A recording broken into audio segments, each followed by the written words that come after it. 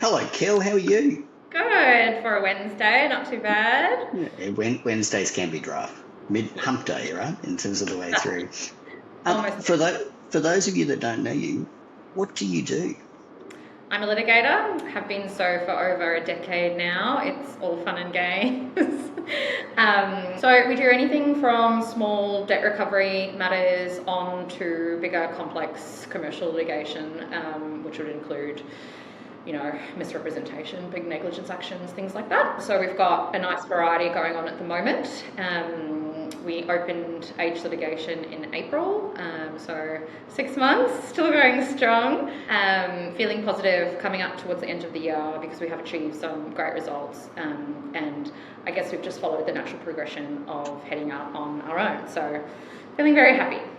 Awesome. So from another organization to opening up your own, right? Like it's a big step, isn't it? When we see a lot of clients for the first time, we're actually trying to go, hey, what's actually gone on? And trying to unpack where the disconnect is. So we see most debt resolution pieces as being trying to understand what's happened. Everything was working okay, and then something's fallen off a cliff. Do you see the same thing when you're unpacking the stuff with clients?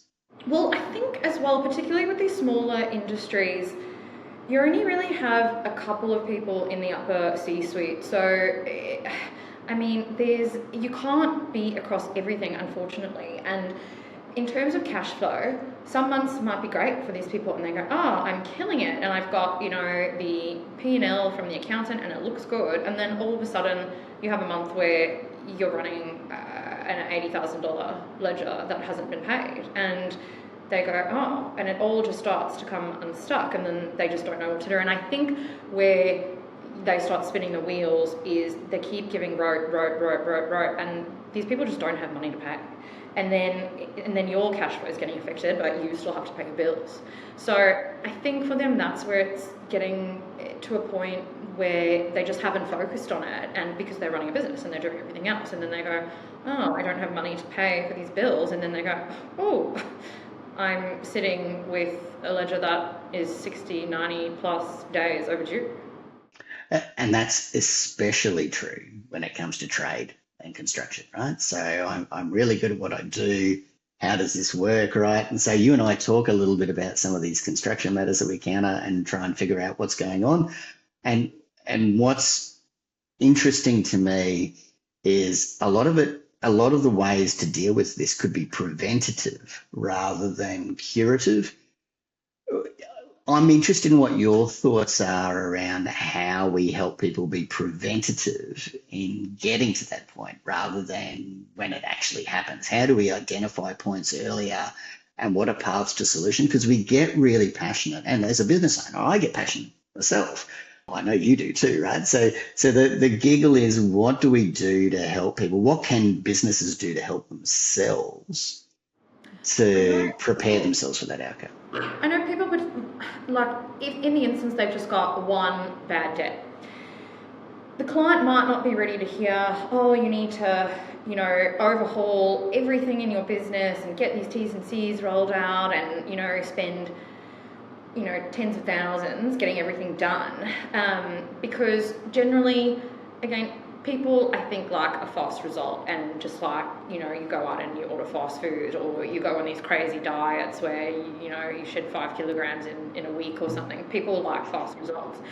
But doing the T's and C's, doing boring stuff like that, where you're only seeing results 6 to 12 months down the line when it's actually time to collect and you've got these things in force at the time, people aren't really too interested about that until they have 3, 4, 5 debtors where they can go, okay, I've now issued this and I follow this process, and you know what, the debt's been paid. There's nothing that the other side can say. They've executed the terms and conditions and they know the process. They need to get comfortable with that first, and they do need to be ready for that. It's not about the lawyer jamming it down the client's throat. It's about having a holistic approach to the debt recovery and the improvement of the business. And again, I think it comes with the relationship you have with the client. So in the first instance, we've been acting for particular clients for very many years now. At first, they came to us with a small little debt recovery matter, and now we're doing everything from their shareholder agreements to their employment agreements. So they start to trust you, you get some good results, and of course, nothing's going to be 100% all the time, but it comes with building that relationship, and then they're willing to hear you on the terms and condition front. Yeah, and terms and conditions are the boring bits, right? Like, I don't want to deal with terms and conditions. What's going on here? Like, it's complicated, right? So it's really funny. The first thing that we regularly see with clients is they come to us, and the first thing I ask for is, "Hey, have you got terms and conditions? Can you send them to me?" What are And a those? whole heap of them are packed. A whole heap of them are sort of cut and paste from other people's bits here and there, and And then they they do don't other even know bits. why they've said Yeah. particular things. Like there's Security of Payments Act all over there, adjudication, they don't even know what that is. And then when you're asking them, all right, which method are we going? They're like, what? And then you dig a little deeper and you say, right, well, why is this on here? And they're like, I So, don't know, I got it from so someone what, else. what do you think are the important bits that should be included in a set of T's and C's? Payment terms. First start. What are your terms of business? Because the other side has to comply, agree, and if they've complied and agreed, then you can legitimately enforce that. So that's, one of the most important things. Then it would be helpful to have some type of security within the T's and C's because that gives you an But added. that's hard for some businesses, isn't it, right? Like if you're in a professional services business like your own and my own, sometimes that's not possible. No. But there are other bits and pieces we can use, aren't there? Like jurisdiction clauses. Jurisdiction, There, dispute resolution, those are always in the first instance, what you look at.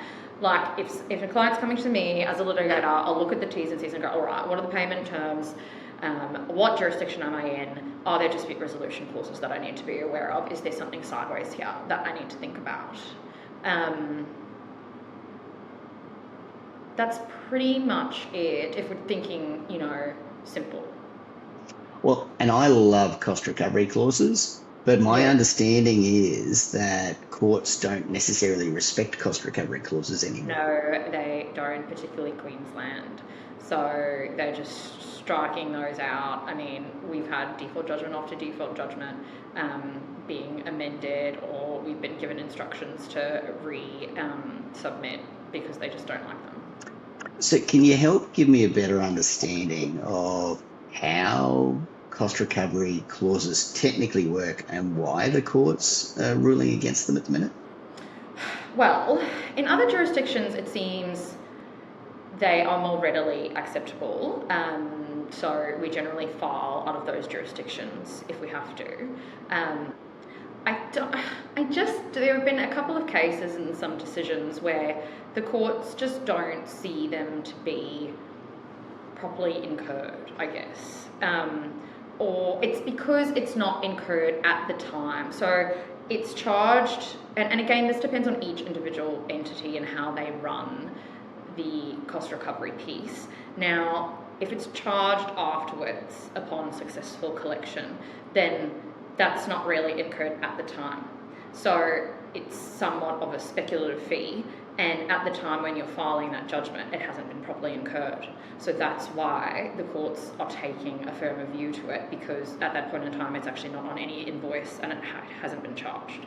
So, I mean, if we look at the T's and C's and work with the collection agency, then perhaps that's something that we can do moving forward. So that's a really great point, right? So part of the thing that we do is try and help anticipate what the cost will be up front when we're talking to clients and going, hey, this is what this is likely to look like. Here is where the lawyer is likely to present that if it has to go down that litigation path. And not a lot of the stuff that we do goes down that litigation path, but when it does, it's normally a little bit messy.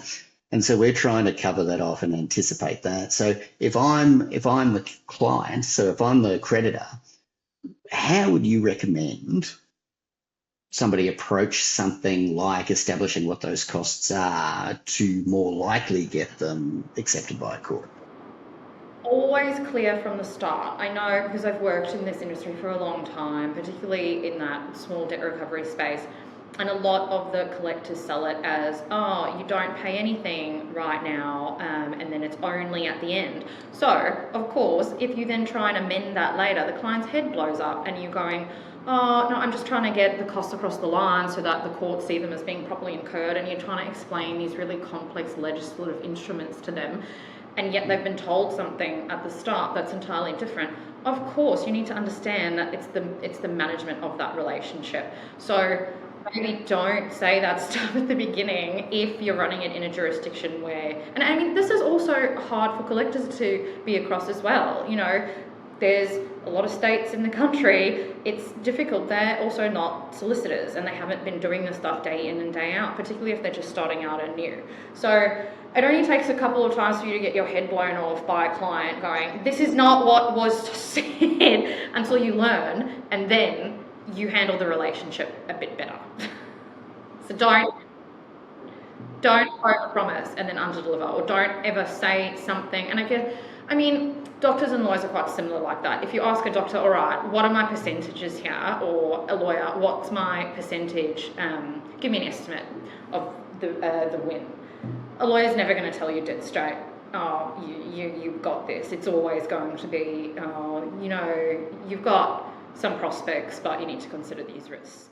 At AGP, one of the things that we do really well is actually turn around and ask for clients for a whole heap of information up front. So the whole Assure piece of Assure Global Plus is about how do we collect enough information to be able to provide surety to clients around what information they provide, and that we can do something with it.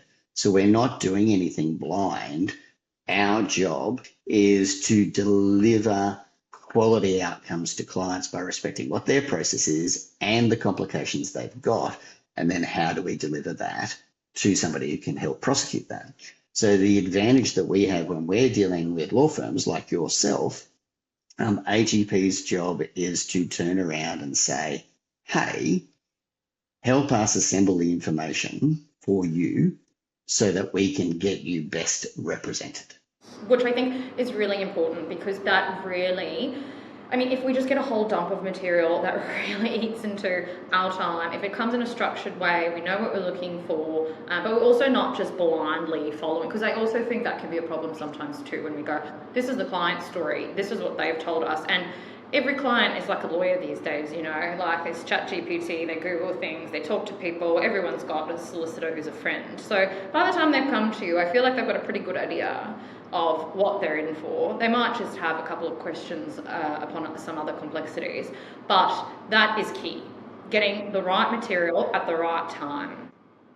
Every story has warts. It doesn't matter which side of the equation it's on, isn't it? And the ability... I've never had this is going to be perfect, there's going to be nothing wrong, it's a plan done. Never. The ability for anyone to represent a client's interest well is our ability to unpack a story appropriately. And AGP's job is to represent the client fairly. We can't do that without understanding what the story is, where the bodies are buried in that story, to appreciate what complications might come up. But then also the client has a better understanding of what kind of settlement offers, and in terms of a negotiation they're looking at, if they understand the risks of their case as well. Because again, no matter how fun we can be, no one wants to talk to me all day long and get your witness statement together rather than doing the important things that they need to do in their lives. Correct. Running the business is way more important than talking to either of us, right, in terms of that sort of stuff. When it comes to T&C creation, don't use something that you've cut and pasted from the web. Do something that's tailored for your business. And there are lots of things you should think about. One, you should be thinking about jurisdiction clauses. You should be thinking about terms of payment at an absolute minimum inside those things for the specific services you provide. The other thing that you need to take into consideration is that you have a cost recovery clause inside those terms and conditions. You should ensure that you understand what those costs are in advance, because sometimes the courts can be less amenable to rewarding you for those costs.